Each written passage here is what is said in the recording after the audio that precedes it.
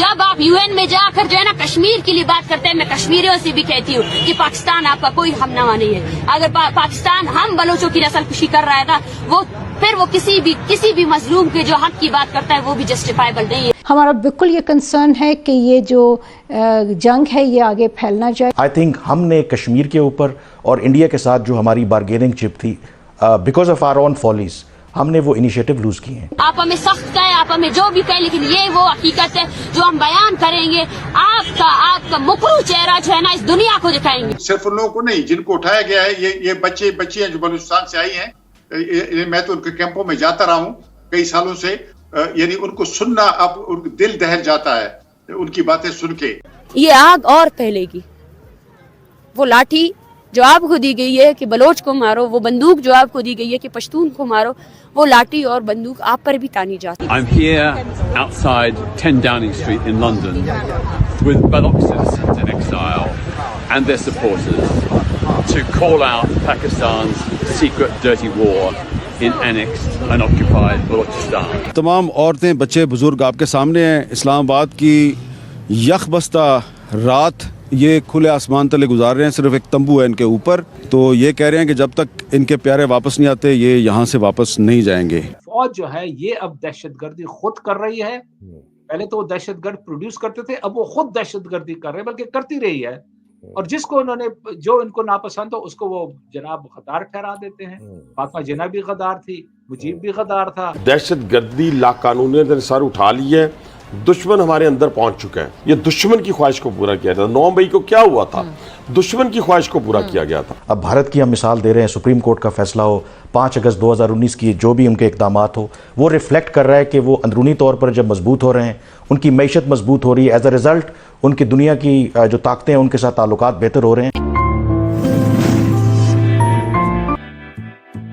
वो कदम, वो बंदूक जो सिर्फ और सिर्फ बलोच मासूम लोगों को मारने के लिए है ना, हम उस बंदूक के खिलाफ निकले। आप हमें सख्त कहें, आप हमें जो भी कहें, लेकिन ये वो हकीकत है जो हम बयान करेंगे। आपका मुकरू चेहरा जो है ना इस दुनिया को दिखाएंगे। जब आप यूएन में जाकर जो है ना कश्मीर के लिए बात करते हैं, मैं कश्मीरियों से भी कहती हूँ कि पाकिस्तान आपका कोई हमनवा नहीं है। अगर पाकिस्तान हम बलोचों की नस्ल खुशी कर रहा है ना, वो फिर वो किसी भी मजलूम के जो हक की बात करता है वो भी जस्टिफाइबल नहीं है। उसने आज तक प्रैक्टिकली तौर पर कुछ भी ऐसा नहीं किया जिससे जो है ना ये मजलूम लोगों की नस्ल खुशी को रोका जाए। अब जरा सोचिए कि अनवारुल हक काकर जो बिना चुनाव जीते पीएम की कुर्सी पर बैठे हैं, जो आईएसआई और पाकिस्तानी आर्मी के पपेट से ज्यादा और कुछ नहीं है, जिनकी कुर्सी 2 महीने से ज्यादा की नहीं है, जो खुद बलूचिस्तान से ताल्लुक रखता है, जब से उन्होंने खुलेआम बेशर्मी बेहाई के साथ इन बलोच प्रदर्शनकारियों को टेररिस्ट करार दिया है, तब से ही इस्लामाबाद में इन बलोचों पर टॉर्चर बढ़ गया है। बलोच प्रदर्शनकारियों को भी इसका बखूबी अंदाजा है। ऐसा नहीं है कि उन्हें पता नहीं है, उन्हें पता है कि उनके साथ पाकिस्तानी सरकार कुछ भी कर सकती है। कभी भी किसी भी समय इस्लामाबाद के प्रेस क्लब के बाहर बैठे बलोच प्रदर्शनकारियों पर पुलिस कहर बरपा सकती है। किसी भी समय बलोच माओं, बहनों, बेटियों और बच्चों पर पुलिस की लाठियां बरस सकती हैं। ये बच्चे, ये औरतें, आज तकरीबन 400 के करीब यहाँ पे मुजाहिरीन बैठे हैं जो बलूचिस्तान के मुख्तलिफ रीजन से आए हुए हैं। आज रात उन पर जो होगा या आने वाले दिनों में जो कुछ भी होगा उसकी जिम्मेदार रियासत होगी। जब से पाकिस्तान के केयरटेकर प्राइम मिनिस्टर अनवारुल हक काकर ने इस्लामाबाद में धरने पर बैठे बलोचों को खुलेआम टेररिस्ट करार दे दिया, तब से प्रेस क्लब के बाहर जो तस्वीरें हैं वो बहुत तेजी से बदल गई। ट्रकों और गाड़ियों में भर भर कर फोर्स प्रेस क्लब के बाहर लाई गई। लाठी डंडों और बंदूकों के साथ ये फोर्स धरने की जगह के चारों तरफ तैनात है। आप तस्वीरें देख सकते हैं, धरने की जगह को हर तरफ से बैरिकेडिंग और कंटीले तारों से घेर दिया गया है। हर तरफ पुलिस ही पुलिस नजर आ रही है, मानो धरना रोकने नहीं जंग लड़ने आई है। देखिए, ये तो होना ही था। जब केयरटेकर प्राइम मिनिस्टर ने ऐलान कर दिया कि सारे बलोच प्रदर्शनकारी टेररिस्ट हैं, तो भला एसएचओ और जो दूसरे सिपाही हैं वो कहां इन बेचारों पर तरस खाने वाले थे। लेकिन बात सिर्फ उन्हें ठंड से टॉर्चर करने की नहीं है, बल्कि इरादा तो भूख से परेशान करना भी है। ये जो बलोच लापता लोग हैं, इनके हवाले से एक अपना माइंडसेट है रियासत का और एक एग्रेशन है, और इस हवाले से जब कोई आवाज़ उठाता है तो उस चीज़ को पसंद भी नहीं किया जाता। इस वक्त जो एक ऊपर सारी लीडरशिप नज़र आती है वो सिर्फ एक ही बात जानती है और वो है डंडे का इस्तेमाल। जैसे मैं हमेशा कहती हूँ कि हमारी रियासत इस वक्त डंडे की रियासत बनी हुई है। जो मुखालिफ बात करे, जो कोई आपके खिलाफ बात करे, जो कोई आपसे इख्तिलाफ करने की जुर्रत करे, उसको बस डंडा मारो, उसको डंडा दिखाओ, उसको खौफजदा करो। तो ये हमें अब हर डिपार्टमेंट में, हर जगह पे उसी तरीके से नजर आ रहा है। ये जो मिसिंग पर्सन्स हैं, इनको किसने डिसअपियर किया है ये सबको मालूम है। आर्मी ने किया है, ISI ने किया है। कोई आसमान से कोई मखलूक तो नहीं है कि वो उठाकर उनको ले गए किसी और प्लेनेट पर। यही तो ये हरकतें कर रहे हैं।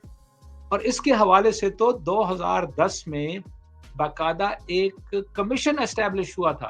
दैट मीन्स कि गवर्नमेंट ने तस्लीम कर लिया था कि हाँ, मिसिंग पर्सन्स का इशू है, उसको इन्वेस्टिगेट करने की जरूरत है। और उसमें कई सारे जस्टिस थे, रिटायर्ड जस्टिस, जो इस कमीशन को हेड कर रहे थे। कहाँ है वो रिपोर्ट? क्यों नहीं बताते लोगों को कि भाई इन मिसिंग पर्सन्स का क्या हुआ है? यानी ये जो है ना, इस किस्म की इन चीजों को जस्टिफाई करने से मुराद ये है कि ये तो एक तो ये कि जी आप सियासत की बात कर रहे हैं ना, सियासत में कि अगर आओगे तो इस किस्म का तशद्दुद तुम पर होगा, अगर तुम रॉन्ग साइड पे हो, वो तो अलग बात है। लेकिन बलूचिस्तान में तो जनाब वो सियासत में तो है ही नहीं बेचारे, तो उनको किस खुशी में इन्होंने डिसअपियर कर दिया है और क्यों उन पर जुल्म किया जा रहा है? अगर सपोज तुम समझते हो कि वो टेररिस्ट हैं तो उन पर जनाब उनको चार्ज करके कोर्ट में पेश कर दो, तुम्हारे ही कोर्ट्स में।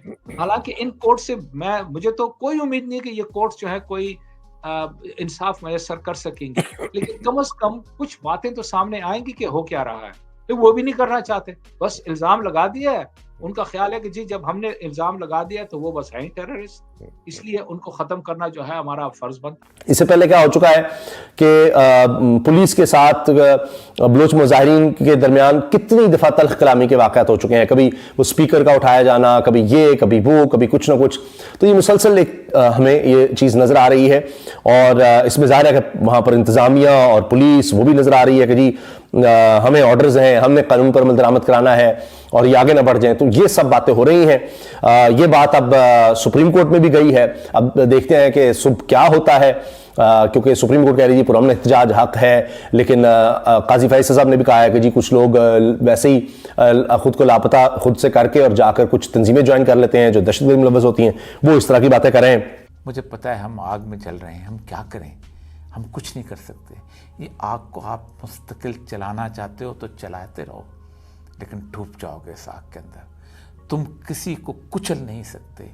बलोचों की तारीख उठा लो, पश्तूनों की तारीख उठा लो, तुम कुचल नहीं लगते। तुम अमेरिका से ताकतवर नहीं हो, तुम किसी और मुल्क से ताकतवर नहीं हो कि तुम उसको कुचल सको। तुम्हें वही काम करना पड़ेगा जो 1977 में किया था। सिर्फ एक बात याद रखो कि ये भूल जाओ कि किसके कितने मरे थे और किसके कितने नहीं मरे। उस वक़्त भूल गए थे और मुल्क में अमन हो गया था। मुझे पता है, मैंने काम किया है कि ये कैसे हुआ था। अगर ये बातें खुलेंगी तो बहुत खौफनाक हैं। जय हिंद दोस्तों, जैसा आपने वीडियो में देखा कि बलूचिस्तान से आए हुए बलूचिस्तानी इस्लामाबाद में काफी ज्यादा परेशान हो रहे हैं, क्योंकि एक तरफ जहां पे पाकिस्तान के पीएम ने बयान दिया है कि बलूचिस्तान से आने वाले सभी बलूचिस्तानी टेररिस्ट हैं, जिसके बाद से अब पाकिस्तानी आर्मी और पाकिस्तानी पुलिस ने बलूचिस्तान के कैंप को घेर लिया। आपको बता दें कि बलूचिस्तान के आए हुए बलूचिस्तानियों को लीड कर रहे महरंग बलोच ने बताया कि ये देख लो, ये हमारे साथ इतना बुरा कर रहे हैं तो एक कश्मीरियों के साथ कैसे अच्छा करेंगे। आपको बता दें कि महरंग बलोच ने यह बताया कि कश्मीरियों देखो ये कैसा कर रहे हैं अपने खुद के पाकिस्तानियों के साथ, तुम लोग गलत हो जो कि ये हमेशा कश्मीर का नाम लेकर यूएन में और यूएन में हमेशा कश्मीर का मुद्दा उठाते हैं, लेकिन वहीं दूसरी तरफ यह खुद ही बलूचिस्तान में कितना ज्यादा कहर ढा रहे हैं। इसकी ताजा मिसाल है कि देखो ये हमें सिर्फ यहाँ पे धरना भी नहीं देने दे रहे सही से, वो भी इस ठंडी में हमको इतना ज्यादा परेशान किया जा रहा है। जिसके बाद यूके के एक जर्नलिस्ट ने यह बयान दिया कि जो कि ह्यूमन राइट्स के कमेटी का सदस्य था, उसने कहा कि हम अपने देश से कह करके पाकिस्तान को ब्लैक लिस्टेड कराएंगे यूएन में। आपको बता दें कि महरंग बलोच का यह धरना दिन प्रतिदिन पहले पाकिस्तान से, फिर उसके बाद अब इंडिया, फिर उसके बाद यह धीरे धीरे पूरा इंटरनेशनल मुद्दा बनता जा रहा है। यह देख करके पाकिस्तानी मीडिया काफी ज्यादा शॉक्ड है और वो कह रहे हैं कि अब फिर से 1971 की तरह बलूचिस्तान भी ना अलग हो जाए, क्योंकि अगर बलूचिस्तान अलग हुआ तो पाकिस्तान के बहुत ज्यादा बुरा हाल हो जाएगा। आपको बता दें कि बलूचिस्तान से ही ज्यादातर गैस और तेल की सप्लाई पाकिस्तान में होती है। जब बलूचिस्तान अलग हो जाएगा तो पाकिस्तान और भिखारी बन जाएगा। आपको यह वीडियो कैसा लगा कमेंट में अपनी राय जरूर बताएं और ऐसे ही मजेदार वीडियो देखने के लिए हमारे चैनल को सब्सक्राइब करना ना भूलें। जय हिंद, जय भारत।